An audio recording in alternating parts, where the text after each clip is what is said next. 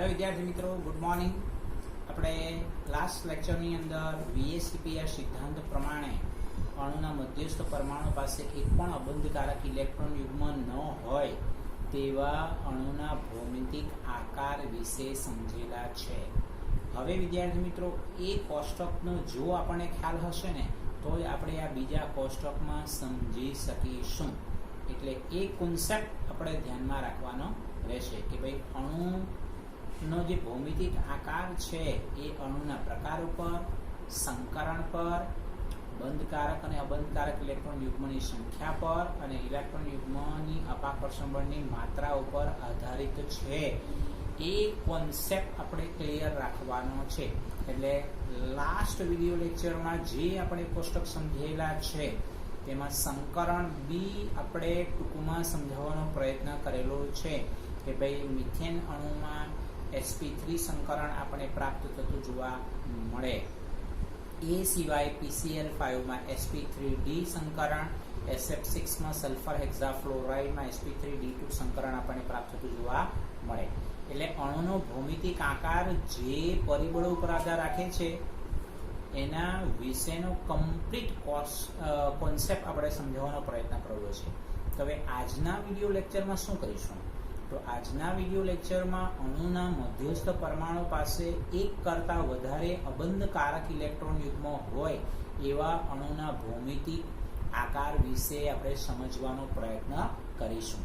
પરંતુ આપણે last video લેક્ચરમાં જે કોષ્ટક સમજેલા છે ને એને બી આપણે યાદ રાખવાનું છે. કેમ? કારણ કે ઇલેક્ટ્રોન યુગ્મની સંખ્યા ત્યાંથી ડિસાઇડ થાય છે. તો કે ભાઈ ઇલેક્ટ્રોન યુગ્મની સંખ્યા ક્યાંથી સ્ટાર્ટ કરેલી હતી? 2, 3, 4, 5 અને 6. તો આજના વિડીયો લેક્ચરમાં આપણે 2 ને કન્સર્ન નહીં કરીશું, 3 ને કન્સર્ન કરીશું. અને 3 થી આપણે એના ભાગ 3 થી આપણે સ્પષ્ટ કરવાના છે. એટલે અહીં હેડિંગ છે અણુના મધ્યસ્થ પરમાણુ પાસે એક અથવા વધારે અબંધકારક ઇલેક્ટ્રોન યુગ્મ હોય તેવા અણુના ભૌમિતિક આકાર. આ મેઇન પોઈન્ટ. અને ક્વેશ્ચન પૂછાય તો આ મેઇન હેડિંગ હશે અને એની અંદર આપણે ધારો કે મારે પૂછવું હોય તો હું તમને એવો પૂછીશ: અણુનો પ્રકાર, ઇલેક્ટ્રોન યુગ્મની ગોઠવણી, અણુનો ભૌમિતિક આકાર અને ઉદાહરણ. આવું આપણે પ્રશ્ન કરીશું. ઓકે, તો હવે તમે સમજો અણુનો જે પ્રકાર છે Ab2E. જો લાસ્ટ આપણે ખાસ કરીને વિડીયો લેક્ચરમાં આપણે અણુના પ્રકાર માટે તમને જાતે લખવા માટે કીધેલું હતું કે ભાઈ એ અણુનો જે પ્રકાર છે Ab2, Ab3, Ab4, Ab5 અને Ab6 હતું. હવે આમાં નવું કયું આવ્યું? મધ્યસ્થ પરમાણુ પાસે અબંધકારક ઇલેક્ટ્રોન યુગ્મ હોય છે તે. રાઈટ? તો હવે જો અણુનો પ્રકાર Ab2E, હવે એમાં B2 નો મતલબ શું થાય? એ બંધકારક ઇલેક્ટ્રોન યુગ્મની સંખ્યા 2 છે અને E નો મતલબ શું થાય? અબંધકારક ઇલેક્ટ્રોન યુગ્મની સંખ્યા 1 છે. બરાબર છે? તો આ એક આપણે કોન્સેપ્ટ ધ્યાનમાં રાખવાનો છે. પછી VACPR સિદ્ધાંત પ્રમાણે ઇલેક્ટ્રોન યુગ્મની ગોઠવણી સમતલીય સમત્રિકોણના સ્વરૂપે આપણને પ્રાપ્ત થતી જોવા મળે અને એની કમ્પેરિઝન તમે એની સાથે કરશો BF3 સાથે. એટલે તમારે ક્યાં જોવાનું? આગળના કોષ્ટકમાં ઇલેક્ટ્રોન યુગ્મની સંખ્યા 3 જોવાની. તેમાં ને આમાં શું ફરક છે? તેમાં ને આમાં ઇલેક્ટ્રોન યુગ્મની ગોઠવણી સેમ છે. ફરક એટલો છે કે ત્યાં આપણે મધ્યસ્થ પરમાણુ પાસે એક પણ અબંધકારક ઇલેક્ટ્રોન યુગ્મ હતું નહીં. અહીંયા મધ્યસ્થ પરમાણુ પાસે એક કરતાં વધારે અબંધકારક ઇલેક્ટ્રોન યુગ્મ જોવા મળે છે. તો અહીં ત્યાં એક્ઝામ્પલ આપણે બોરોન ટ્રાયફ્લોરાઇડનું સમજેલા હતા. તો અહીં એક્ઝામ્પલ આપણે સલ્ફર ડાયોક્સાઇડનું, સલ્ફર ટ્રાયોક્સાઇડ અને SnCl2 રેટિન ક્લોરાઇડનું આપણે સમજવાના છે. તો એકચ્યુઅલી ઇલેક્ટ્રોન યુગ્મની ગોઠવણી સમતલીય સમત્રિકોણની થાય. કોની? તો સલ્ફર ડાયોક્સાઇડ. પણ હકીકતમાં એનો ભૌમિતિક આકાર કેવો મળે? વળેલો આકાર. એટલે કે જસ્ટ આ રીતે આપણે સમજવાનો પ્રયત્ન કરીશું. એટલે સલ્ફર ડાયોક્સાઇડ માટે આપણે આ રીતે વિચારવાનું થશે.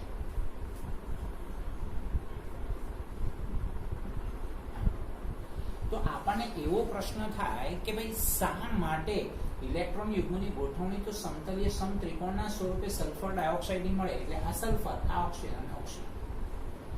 ઇલેક્ટ્રોન યુગ્મની ગોઠવણી સમતલીય સમત્રિકોણ સ્વરૂપે મળે, પણ આકાર કેવો મળે? વળેલો. કારણ શું? તો એનું કારણ હવે પછીના ત્રીજા કોષ્ટકમાં શીખવાના છે.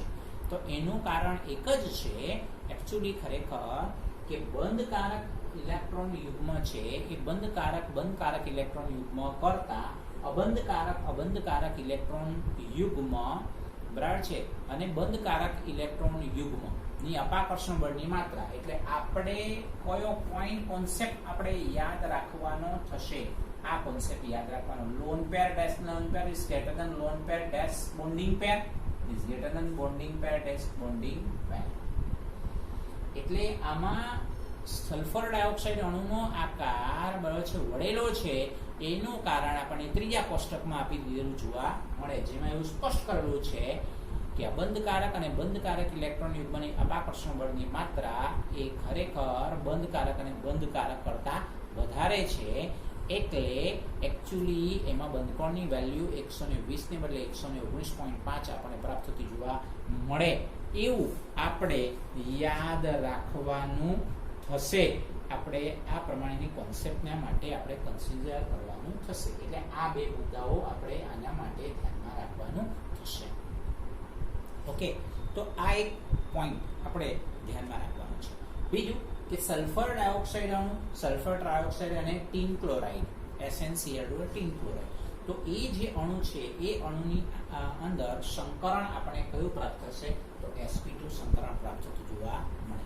એટલે ઇલેક્ટ્રોન યુગ્મની સંખ્યા 3 હોય તો આપણે બરાબર યાદ હોય તો ગઈકાલે બી ઇલેક્ટ્રોન યુગ્મની જે સંખ્યા છે 3 હતી, તમે sp2 સંકરણ આપણને સ્પષ્ટ કરેલું દીધેલું જોવા મળે. તો એ જ વસ્તુ અહીંયા પણ આપણને પ્રાપ્ત થાય છે. આપણે એવું ધ્યાનમાં રાખીશું.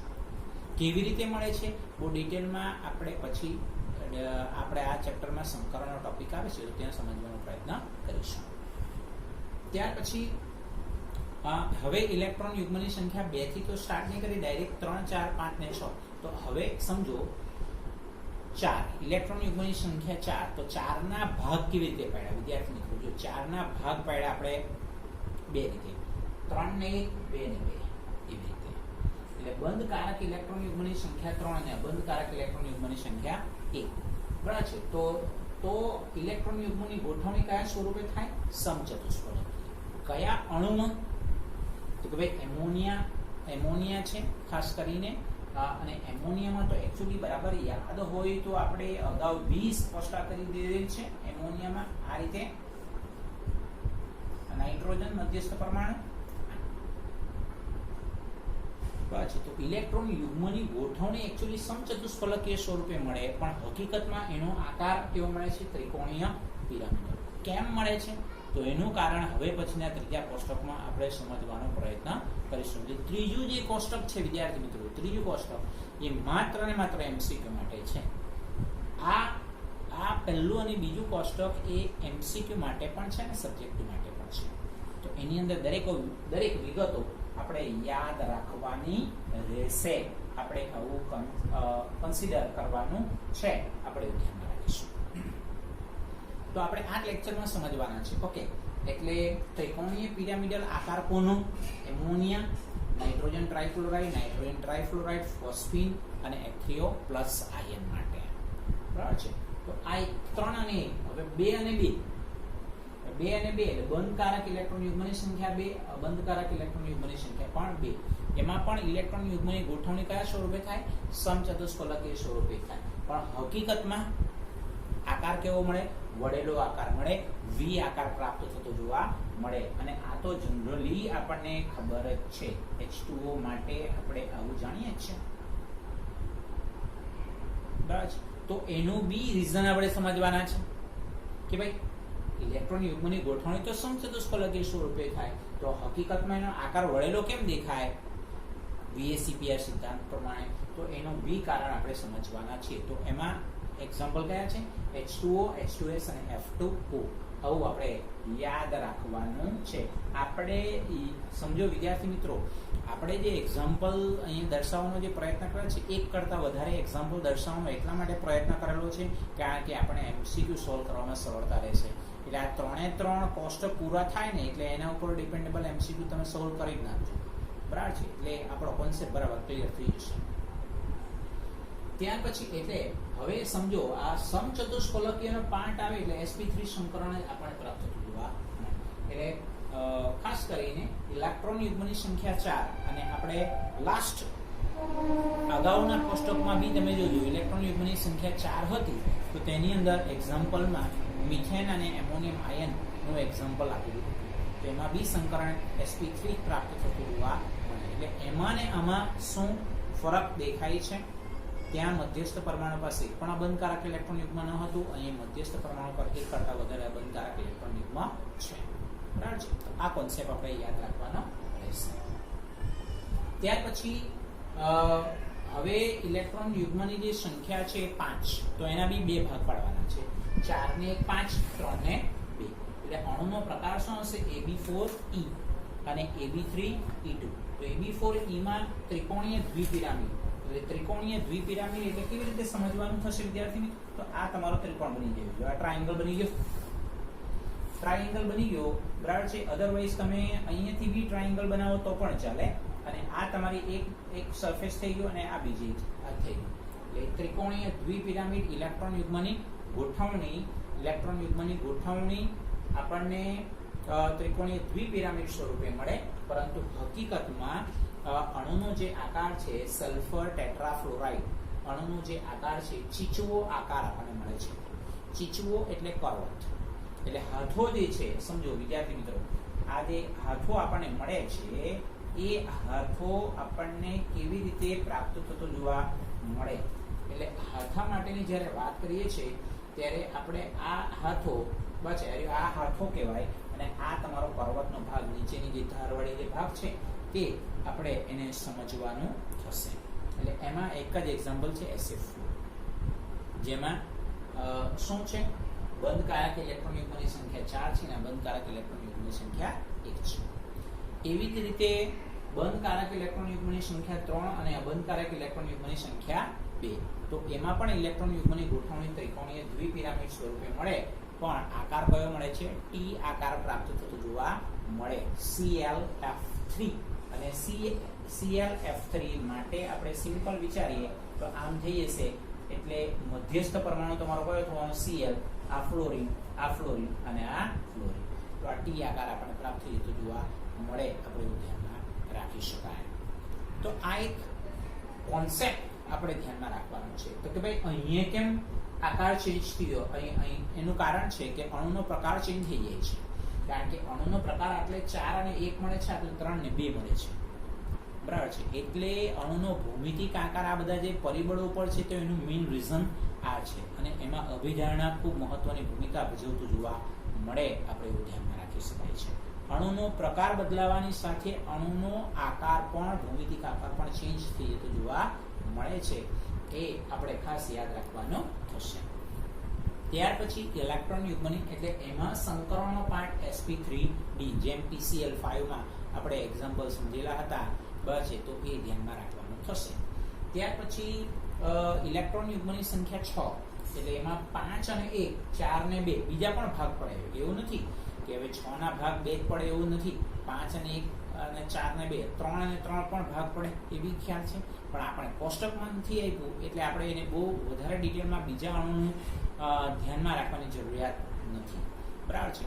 તો 5 અને 1, 4 અને 2, તો અહીંયા તમે જુઓ 5 અને 1, તો એમાં ઇલેક્ટ્રોન યુગ્મની ગોઠવણી અષ્ટફલકીય સ્વરૂપે પ્રાપ્ત થાય. બરાબર છે. એટલે એમાં આપણે સલ્ફર હેક્સાફ્લોરાઇડ જોયા. તો આ સમચોરસ પિરામિડ, અને સમચોરસ પિરામિડમાં આપણને આંતર હેલોજન સંયોજન, આ પણ આંતર હેલોજન સંયોજન જ કહેવાય. ClF3, BrF5, ClF5, IF5 આંતર હેલોજન સંયોજન એટલા માટે કહેવાય કે હેલોજનના પરમાણુ પોતાના જ અન્ય પરમાણુ સાથે જે સંયોજન બનાવે તેને આંતર હેલોજન સંયોજન કહેવાય, જે 12th માં આપણે શીખવાના છે. તો અહીંયા વિદ્યાર્થી મિત્રો સમચોરસ પિરામિડ આકાર કેવો મળે? સેમ આના જેવો જ મળવાનો છે. એટલે દાખલા તરીકે મારે BrF5 માટે આકૃતિ ડ્રો કરવી છે તો હું આવી રીતે ડ્રો કરીશ સમચોરસ પિરામિડ. બરાબર છે. તો એમાં અબંધકારક ઇલેક્ટ્રોન યુગ્મ એક જ છે. સમજો, અબંધકારક ઇલેક્ટ્રોન યુગ્મ એક જ છે. આવી રીતે બરાબર છે. એટલે F BRF5 માટેની આપણે સ્પષ્ટતા કરીશું તો આવી રીતે આવશે. આમ હું ડ્રો કરી નાખીશ એટલે આ મારું થઈ ગયું સમચોરસ પિરામિડ. બરાબર. તો આ એક જે કોન્સેપ્ટ છે તેને આપણે આવી રીતે ધ્યાનમાં રાખવાનો રહેશે. આપણે એવું કન્સિડર કરવાનું થશે. ત્યાર પછી એટલે સૌથી અગત્યની બાબત શું છે વિદ્યાર્થી મિત્રો, આની અંદર અણુના પ્રકાર ઉપર ડિપેન્ડેબલ છે કે અણુનો ભૌમિતિક આકાર કયો મળે છે, આપણે એ ધ્યાનમાં રાખવાનું રહેશે. ત્યાર પછી Ab4E2 એટલે એમાં બંધકારક ઇલેક્ટ્રોન યુગ્મની સંખ્યા 4 અને અબંધકારક ઇલેક્ટ્રોન યુગ્મની સંખ્યા 2. એમાં પણ ઇલેક્ટ્રોન યુગ્મની ગોઠવણી તો અષ્ટફલકીય છે. એટલે કહેવાનો મતલબ કોમન શું છે? કોમન આગળના કોષ્ટકમાં અને આ કોષ્ટકમાં કોમન શું છે? ઇલેક્ટ્રોન યુગ્મની ગોઠવણી એ કોમન છે. બરાબર. ઇલેક્ટ્રોન યુગ્મની સંખ્યા બી કોમન છે, પણ ઇલેક્ટ્રોન યુગ્મની સંખ્યાના ભાગ પડેલા છે. ક્યાંથી? તો ઇલેક્ટ્રોન યુગ્મની સંખ્યાના ભાગ પડેલા છે 4, 5 ને 6. 3 ના નથી પડેલા, 2 નો તો મુદ્દો જ નથી આવતો. એટલે એ બે મુદ્દાઓ આપણે ઇલેક્ટ્રોન યુગ્મની સંખ્યા અને ઇલેક્ટ્રોન યુગ્મની ગોઠવણી એ કોમન છે પહેલા કોષ્ટકમાં અને બીજા કોષ્ટકમાં. બરાબર છે. તો અષ્ટફલકીય મળે અને સમતલીય ચોરસમાં ઝેનોન ટેટ્રાફ્લોરાઇડ અણુનો આકાર સમતલીય ચોરસ આપણને મળે છે. એટલે એ સમતલીય ચોરસ આપણને આ રીતે પ્રાપ્ત થતું જોવા મળે. આપણે એવું ધ્યાનમાં રાખીશું. 2 અબંધકારક ઇલેક્ટ્રોન યુગ્મ આપણે આવું કન્સિડર કરવાનું થશે. આ રીતે બરાબર છે ને. જે એનો આકાર એકચ્યુઅલી ખરેખર હવે આના પછીના એટલે કે ત્રીજું જે કોષ્ટક છે તો આપણે વાત કરી તે પ્રમાણે કે ભાઈ એમોનિયા અણુનો આકાર ત્રિકોણીય પિરામિડલ કેમ છે, H2O અણુનો આકાર વળેલો કેમ છે, સલ્ફર ડાયોક્સાઇડ અણુનો આકાર વળેલો કેમ છે, તો એનું રીઝન હવે પછીના ત્રીજા કોષ્ટકમાં જ આપણે સમજવાનો થશે. વિદ્યાર્થી મિત્રો, આપણે ખરેખર બીજું કોષ્ટક જે જોયું બરાબર છે એ બીજા કોષ્ટકની અંદર આપણે કોમન વસ્તુ કઈ હતી? ઇલેક્ટ્રોન યુગ્મની સંખ્યા અને ઇલેક્ટ્રોન યુગ્મની ગોઠવણી એ બે વસ્તુ કોમન હતી. હવે ખાલી આપણો પ્રશ્ન એ હતો બીજા કોષ્ટકની અંદર કે ઇલેક્ટ્રોન યુગ્મની ગોઠવણી કરતા અણુનો ભૌમિતિક આકાર આપણને અલગ મળે છે, તો એનું રીઝન શું છે? તો એ આ કોષ્ટકમાં સમજવાનું છે. એટલે આ કોષ્ટકમાંથી આપણને માત્ર MCQ જ પૂછી શકાય. દાખલા તરીકે આપણે પહેલું જે આપેલું છે તેમાં સલ્ફર ડાયોક્સાઇડ છે. તો સલ્ફર ડાયોક્સાઇડમાં બંધકોણનું મૂલ્ય 120 ને બદલે 119.5 કેમ મળે છે? ClF3 અણુ આકારમાં નીચેનામાંથી કઈ આકૃતિ સૌથી વધારે સ્થાયી છે? બરાબર છે. એ જ પ્રમાણે SF4 સલ્ફર ટેટ્રાફ્લોરાઇડમાં અણુનો આકાર ચીચવો છે. બરાબર છે. તો એમાંથી નીચેમાંથી કઈ આકૃતિ સૌથી વધારે સ્થાયી છે? આ ટાઈપના MCQ ટાઈપના પ્રશ્નો પૂછાતા હોય છે. H2Oમાં બંધકોણ H2Oમાં sp3 સંકરણ થાય છે, તે છતાં પણ એમાં બંધકોણનું મૂલ્ય 104.5 મળે છે. શા માટે? તો આ પ્રમાણે આપણને જનરલી VACPR સિદ્ધાંત પ્રમાણે MCQ ની અંદર આ ટાઈપના આપણને ક્વેશ્ચન પૂછાતા જોવા મળે. એટલા માટે આ કોષ્ટક અગત્યનું છે, આપણે એવું ધ્યાનમાં રાખીશું. એટલે હેડિંગ તમે જુઓ તો હેડિંગમાં આપણને એવું લખ્યું છે કે બંધકારક યુગ્મ અને અબંધકારક ઇલેક્ટ્રોન યુગ્મ ધરાવતા અણુઓના પ્રકાર. પછી તો આપણે અગાઉ જે સમજીને આવેલા છે એવી રીતે જ છે. બરાબર છે. જેમ કે અણુનો પ્રકાર છે, બંધકારક અને અબંધકારક ઇલેક્ટ્રોન યુગ્મની સંખ્યા છે, ઇલેક્ટ્રોન યુગ્મની ગોઠવણી છે, આકાર છે અને એનું કારણ. પછી એટલે બીજા અને ત્રીજા કોષ્ટકમાં સામ્યતા કઈ આવવાની? તો કે ભાઈ ત્રીજા કોષ્ટકમાં અણુનો આકાર જે એકચ્યુઅલી સેકન્ડ બીજા કોષ્ટકમાં શીખીને જ આવેલા છે, તો એમાં અણુનો ભૌમિતિક આકાર મળે છે, પણ એનું કારણ શું છે તે આપણને આ ત્રીજા કોષ્ટકમાં જણાવેલું છે. આટલું જ વધારાનું છે, બીજું કશું નથી. તો સ્ટાર્ટિંગ કયાંથી કરીએ? Ab2E એટલે બંધકારક ઇલેક્ટ્રોન યુગ્મની સંખ્યા 2, અબંધકારક ઇલેક્ટ્રોન યુગ્મની સંખ્યા 1. તો હવે એમાં ઇલેક્ટ્રોનની ગોઠવણી કયા અણુમાં? સલ્ફર ડાયોક્સાઇડ અણુમાં. એકચ્યુઅલી ખરેખર જોવા જઈએ તો એમાં ઇલેક્ટ્રોન યુગ્મની ગોઠવણી પ્રમાણે જોવા જઈએ તો સમતલીય સમત્રિકોણ હોવો જોઈએ, જે આપણે અગાઉના કોષ્ટકમાં શીખીને આવેલા છે. પરંતુ એનો આકાર વળેલો જોવા મળે છે, વી આકાર જોવા મળે છે. તો એનું કારણ શું? તો એનું કારણ એક છે કે સલ્ફર ડાયોક્સાઇડ અણુમાં અબંધકારક ઇલેક્ટ્રોન યુગ્મ અને બંધકારક ઇલેક્ટ્રોન યુગ્મ વચ્ચેનું અપાકર્ષણ બળ બંધકારક અને બંધકારક ઇલેક્ટ્રોન યુગ્મના અપાકર્ષણ બળ કરતાં વધારે મળે છે. તેથી બંધકોણ 120 થી ઘટીને 119.5 જેટલો થતો જોવા મળે. આ એનું મેઇન કારણ છે. તો આ એક જે કોન્સેપ્ટ છે એ આપણે ધ્યાનમાં રાખવાનું રહેશે. અને આ ક્યાંથી આવ્યું? તો એ એકચ્યુઅલી ખરેખર VSEPR સિદ્ધાંતમાં ઇલેક્ટ્રોન યુગ્મની અપાકર્ષણ બળની માત્રા આપણે શીખેલા છે. એટલે પહેલું અપાકર્ષણ બળ, કયું અપાકર્ષણ બળનું મૂલ્ય સૌથી વધારે? તો લોન પેર અને લોન પેર. પછી greater than lone pair dash bonding pair અને greater than bonding pair dash bonding pair. Right? તો આ રીતે છે. ચાલો, પછી બીજું આવે છે Ab3E, એટલે બંધકારક ઇલેક્ટ્રોન યુગ્મની સંખ્યા કેટલી? 3. અબંધકારક ઇલેક્ટ્રોન યુગ્મની સંખ્યા કેટલી? 1. હવે એમોનિયા અણુમાં છે sp3 સંકરણ થાય છે, બરાબર છે. sp3 સંકરણ થાય એટલે એકચ્યુઅલી ખરેખર 109.5 અંશનો બંધકોણ મળવો જોઈએ, પણ એ ઘટીને એટલે ખરેખર ઇલેક્ટ્રોન યુગ્મની ગોઠવણી સમચતુષ્ફલકીય આપણે હોવી જોઈએ. કેમ? ક્યારે એ સમચતુષ્ફલકીય હોય? જ્યારે મધ્યસ્થ પરમાણુ પાસે એક પણ અબંધકારક ઇલેક્ટ્રોન યુગ્મ ન હોય તો. અહીંયા અણુનો ભૌમિતિક આકાર કયો જોવા મળે છે? ત્રિકોણીય પિરામિડલ. કેમ ત્રિકોણીય પિરામિડલ આકાર જોવા મળે છે? તો એનું કારણ છે સેમ રીઝન કે લોન પેર અને બોન્ડિંગ પેર વચ્ચેનું અપાકર્ષણ બળ બોન્ડિંગ પેર અને બોન્ડિંગ પેર વચ્ચેના અપાકર્ષણ બળ કરતાં વધારે છે. તેથી બંધકોણનું મૂલ્ય 109.5 થી ઘટીને 107 જેટલું થતું જોવા મળે. આપણે એવું ધ્યાનમાં રાખીશું. તો આ એક બીજો કોન્સેપ્ટ આપણે ધ્યાનમાં રાખવાનો થશે. ત્યાર પછી ત્રીજું છે Ab2E2, બરાબર છે. એમાં બંધકારક ઇલેક્ટ્રોન યુગ્મની સંખ્યા 2, અબંધકારક ઇલેક્ટ્રોન યુગ્મની સંખ્યા 2 અને H2O અણુનો આકાર, બરાબર છે. તો H2O અણુમાં બી સંકરણ તો sp3 થાય છે. આપણે અગાઉ વાત કરેલી છે સંકરણના મુદ્દામાં. મિથેન, એમોનિયા અને H2O માં sp3 સંકરણ હોવા છતાં પછી બંધકોણના મૂલ્યમાં કેમ ઘટાડો થાય છે? તો એ VSEPR સિદ્ધાંતને ફોલો કરતું જોવા મળે છે, આપણે એવું કહી શકાય છે. તો H2O અણુનો ભૌમિતિક આકાર એકચ્યુઅલી ખરેખર વળેલો અથવા વી આકાર પ્રાપ્ત થતો જોવા મળે. તો એનું કારણ શું? તો એનું કારણ છે લોન પેર અને લોન પેર વચ્ચેનું, બસ આ લોન પેર અને લોન પેર વચ્ચેનું અબંધકારક ઇલેક્ટ્રોન યુગ્મ વચ્ચેનું અપાકર્ષણ બળ બંધકારક અને બંધકારક ઇલેક્ટ્રોન યુગ્મ કરતાં ઘણું વધારે છે. કારણ કે વચ્ચે તો શું આવી જાય? લોન પેર ડેશ બોન્ડિંગ પેર. તેથી બંધકોણનું મૂલ્ય 109.5 થી ઘટીને 104.5 થતું જોવા મળે. આ મુદ્દો આપણે ખાસ કરીને ધ્યાનમાં રાખવાનો રહેશે. બસ એટલે આ કોન્સેપ્ટ બી આપણે બરાબર ધ્યાનમાં રાખીશું. અને ત્યાર પછી Ab4E અણુનો પ્રકાર, એટલે બંધકારક ઇલેક્ટ્રોન યુગ્મની સંખ્યા 4, અબંધકારક ઇલેક્ટ્રોન યુગ્મની સંખ્યા 1. એટલે હવે એની અંદર SF4 અણુનો ભૌમિતિક આકાર એકચ્યુઅલી ચીચવો, આપણને કરવત જેવો આપણને પ્રાપ્ત થતો જોવા મળે છે. આપણે એવું ધ્યાનમાં રાખી શકાય. તો હવે વિદ્યાર્થી મિત્રો, હવે આની અંદર શું છે?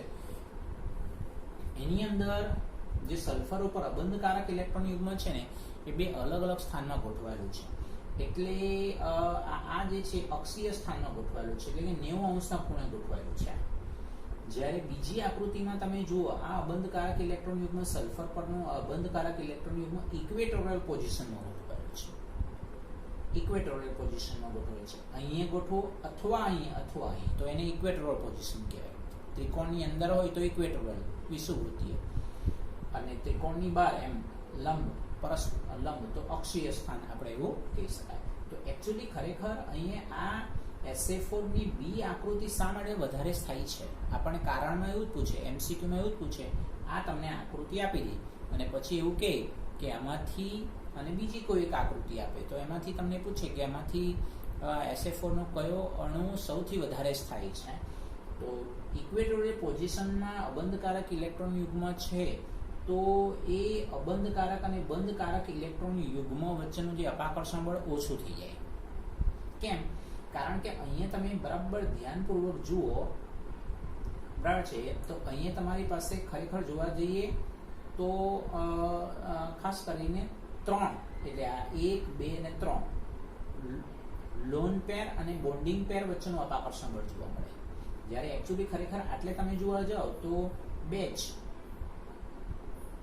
જ લોન પેર એટલે કે બે ખાસ કરીને એટલે આ બે અબંધકારક લોન પેર એક જ છે, પણ બે લોન પેર ડેશ બોન્ડિંગ પેર વચ્ચેનું અપાકર્ષણ બળ જે સૌથી ઓછું આપણે પ્રાપ્ત થતું જોવા મળે.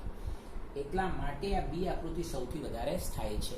એનો મતલબ એવો એક જ સમજવાનું કે SF4 અને ClF3 એવા અણુ છે કે જ્યાં મધ્યસ્થ પરમાણુ પરનું અબંધકારક ઇલેક્ટ્રોન યુગ્મનું સ્થાન ઇક્વેટોરિયલ પોઝિશનમાં હોય તો ત્યાં અપાકર્ષણ બળની માત્રા ઓછી થાય એટલે એની સ્ટેબિલિટી વધારે. રાઈટ. જો એવું જ Ab3E2 છેલ્લી આકૃતિમાં બી એવું છે, 3 અને 2. તો હવે તમે જુઓ એ આકૃતિમાં તમે જુઓ તો અહીંયા ઇક્વેટોરિયલ પોઝિશનમાં Cl ની ઇક્વેટોરિયલ પોઝિશનમાં બે અબંધકારક ઇલેક્ટ્રોન યુગ્મ છે, એટલે આપણે લોન પેર અને બોન્ડિંગ પેર વચ્ચેનું અપાકર્ષણ બળનું મૂલ્ય સૌથી ઓછું થાય એટલે એની સ્ટેબિલિટી સૌથી વધારે અને અણુનો આકાર કેવો મળે? ટી આકાર આપણને મળે.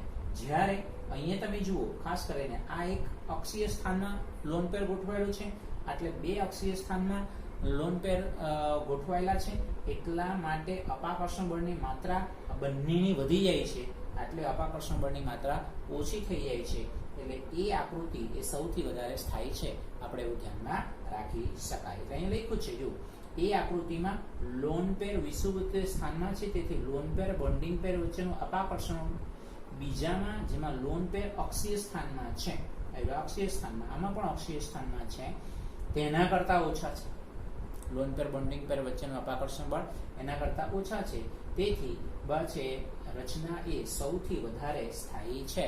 આપણને એવું ધ્યાનમાં રાખવાનું થશે. એટલે એક્ઝામમાં બી MCQમાં પૂછે, ધારો કે આ બંનેના MCQ પૂછે તો તમને આકૃતિ આપી દેવામાં આવે ને નીચેનામાંથી કઈ રચના સૌથી વધારે સ્થાયી છે એવો પ્રશ્ન પૂછતા જોવા મળે. કાં તો અણુનો આકાર આપણને પૂછતા હોય તો અણુનો આકાર તો આમાં ટી આકાર જ આવવાનો છે અને આટલે ચીચવો આકાર જ આપણને જોવા મળે. ચીચવો આકારનું બીજું નામ આપણે એક વાળેલો ચોરસ, પછી ચોરસ વાળી દઈએ છે, એની ઘડી ફોલ્ડ કરીએ છે, તો એ રીતે બી આપણે રજૂ કરી શકાય, અથવા તો વિકૃત સમચતુષ્ફલકી આપણે એવું પણ કહી શકાય. કોના માટે? ચીચવો આકાર માટે.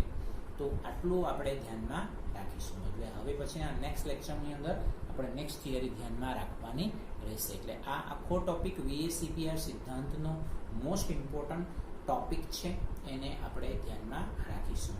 Okay, thank you very much.